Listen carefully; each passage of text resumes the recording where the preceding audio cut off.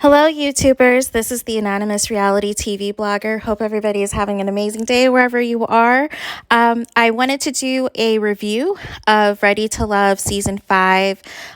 Technically, it's Episode 2, but Episode 1 and 2, where the season is taking place in the DMV, and already we are off to the races. I have a feeling this season's going to be full of the most drama that we've ever had, just due to some of the people that they intentionally casted this season. Before I want to dive into the episode, can we stop casting the same people or the same look or the same type every single season? It's so hilarious. Like, ever since season 1, Mike, there has to be at least one person who's bald in the season. And now with like Rashid and Mike and everybody else, it's like, okay, now we have a surplus of bald men with beards. And it was very difficult to differentiate exactly who was who. And then I kind of felt like Sabrina reminded me of the Alexis of season 2, where kind of, all the men was all about her and really into her and so forth. Zadia reminded me so much of Kyra, just her look, her shape, everything else, and how she carried herself. I felt Courtney was kind of like the Tandi of season 2, where it's like the Leo, the beautiful, the bold personality, the big hair and everything else. Like, it was just like carbon copy down to the T in this casting. And then I also felt that Bilal was like AJ, this season's AJ.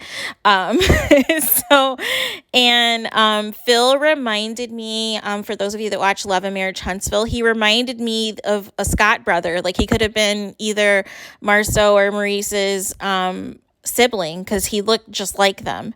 So it was very weird. And then having a widow on this season, like last season they had with Joel.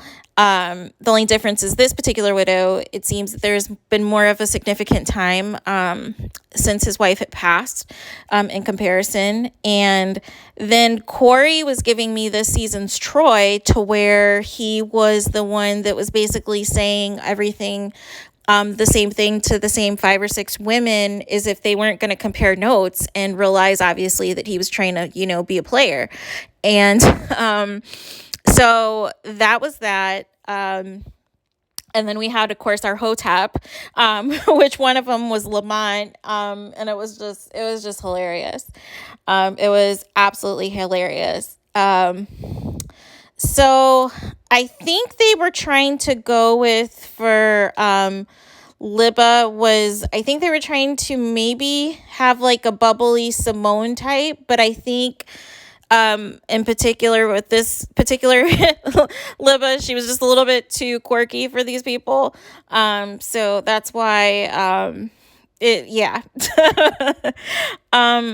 So getting into the episode, of course, so usual setup, you have the 20 singles meet at this mansion of some type of mixer where everybody's kind of getting to know each other. And then by the end of the night, usually one man and one woman go home. Sometimes they play off different seasons to where they try to leave it on a cliffhanger and only show one elimination or whatever. But this season, they just went ahead and showed both the male and the female that would be eliminated right away. So again, as I kind of said with some of the standing out, I feel like Sabrina and Walter are potentially going to go to the end. It seems that they really trauma bonded over the losses that they've had in their families, which in a way is great, but it's also, I feel like, very soon to like get that deep in a very first conversation in a mixer. So we'll see ultimately if they do have a real connection outside of, the bonding of that, and really see if they can go the distance.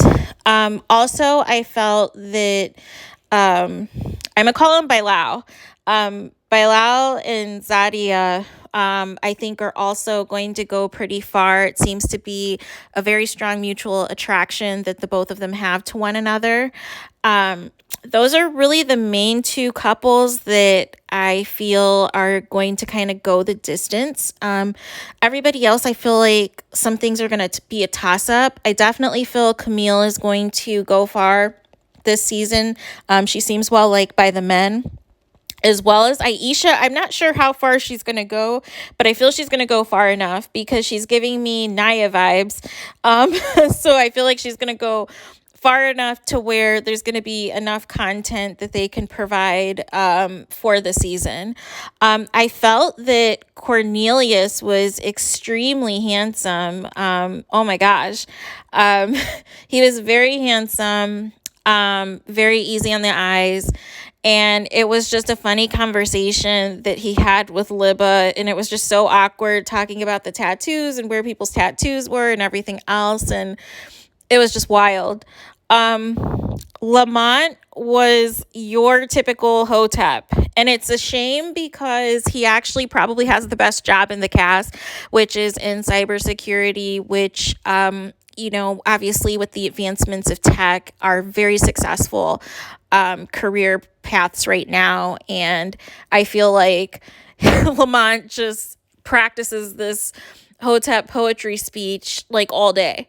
And he unfortunately said an inappropriate poem speaking to his male genitalia that I think just turned off the women altogether. And then also somebody else that the women were turned off with was Corey, because he told everybody the same thing. And within 2 seconds of meeting the women, he's asking immediately for their phone number and what their schedule availability is for Friday, Saturday, and Sunday, and that he was going to take them out on a date the following week. And it's like, you're telling 10 women the same exact thing as if they're not going to meet together and compare notes. It's one thing if you had like a top 2 or top 3 that you felt that you had the most connections with and you maybe, wanted to get their numbers in particular, but to literally run the exact same line on everybody, then nobody feels special. Nobody feels like there was any work or effort, that basically you're just going to, see who takes you up on your offer, basically. Tisha was interesting. I hated her wig. I felt the wig was too much. A lot of these fashions were too much.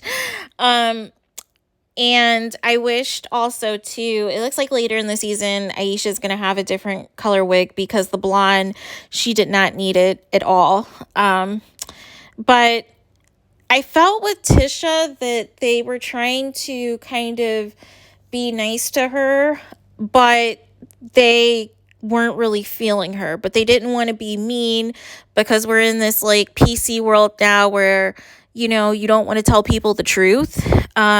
And if you're simply not attracted to somebody, it's better to just tell them that right off the bat than do like a sympathy vote or pretend to be interested in them so that you don't look like a bad guy, but really deep down you have no intentions of anything beyond friendship.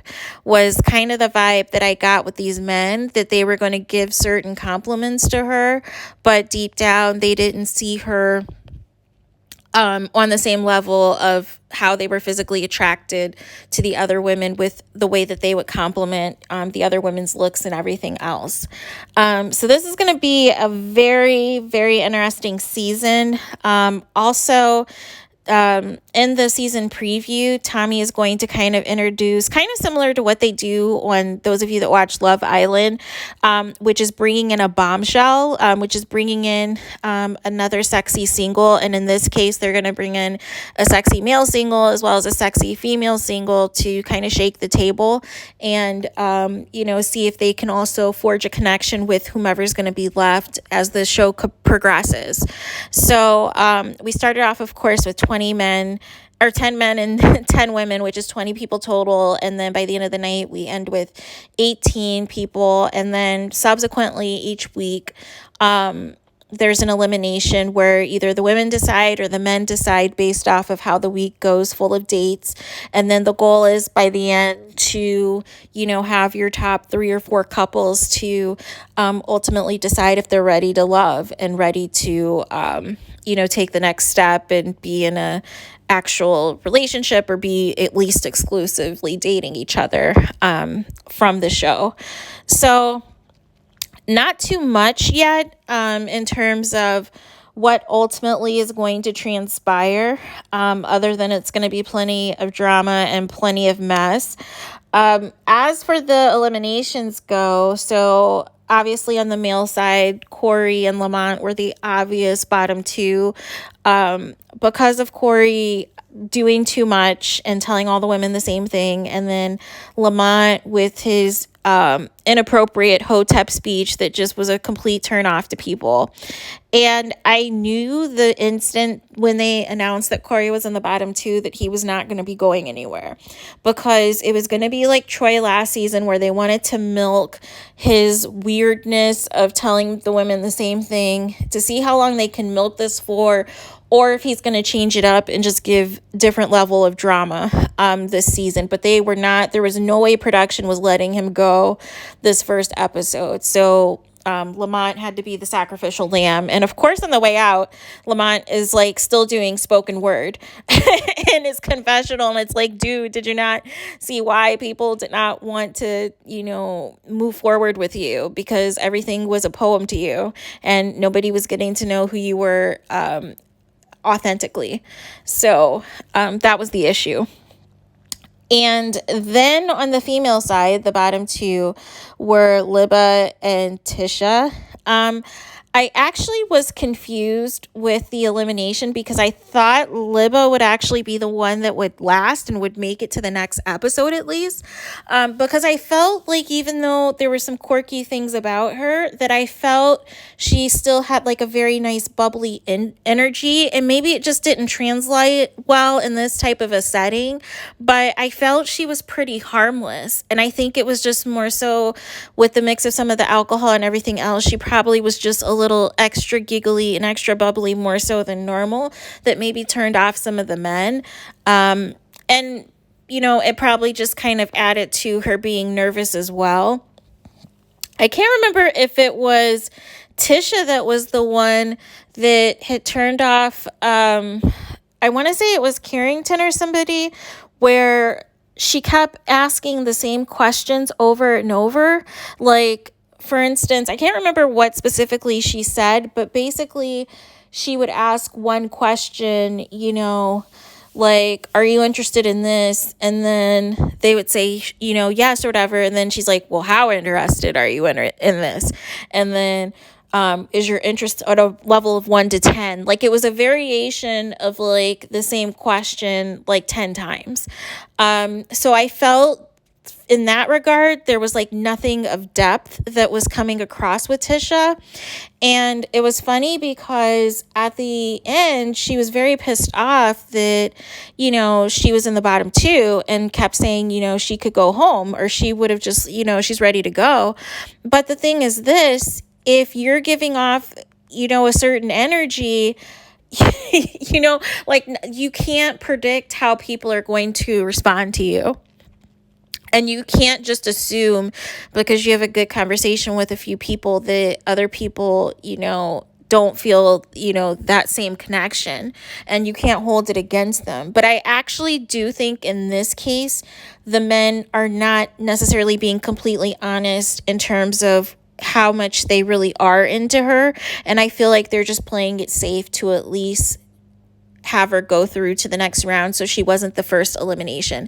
I hope that I'm wrong and that she goes far, and maybe this forces her to kind of change up and really step her game up so that she can last longer on the show.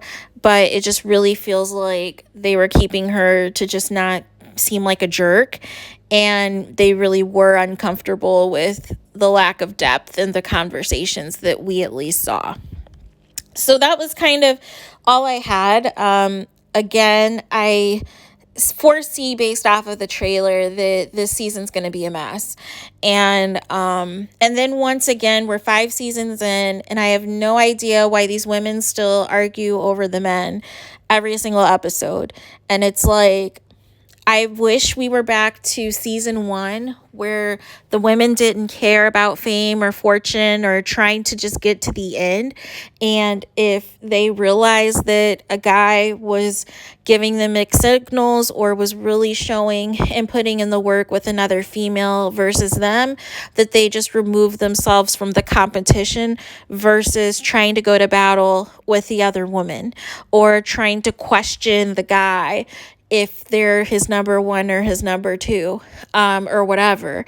That's probably going to be the biggest issue, I think, for me moving forward. That really started in season 2, was people just not knowing their worth and not acknowledging, like, hey, this situation isn't right. I'm not going to put myself through this and embarrass myself on national TV just to say that I got to the end of the show, even though I got played or I was somebody's second or third choice, because their first choice likely had multiple interests, was kind of, where I was getting at with that. So that's really all I have for this first episode. So we will see what transpires as the season progresses. And then also one other tidbit, I'm very familiar with the DMV area, have lots of family there, and it felt like most of the filming took place in Bethesda and not actually in DC, or not by the National Harbor, or just not by like the main location. So I'm going to be paying attention to where they go for these dates and where they have things set up, because it didn't feel like they were in DC at all, by any stretch of the imagination. So, but again, don't forget to like, comment, and subscribe, and I will talk to you guys soon.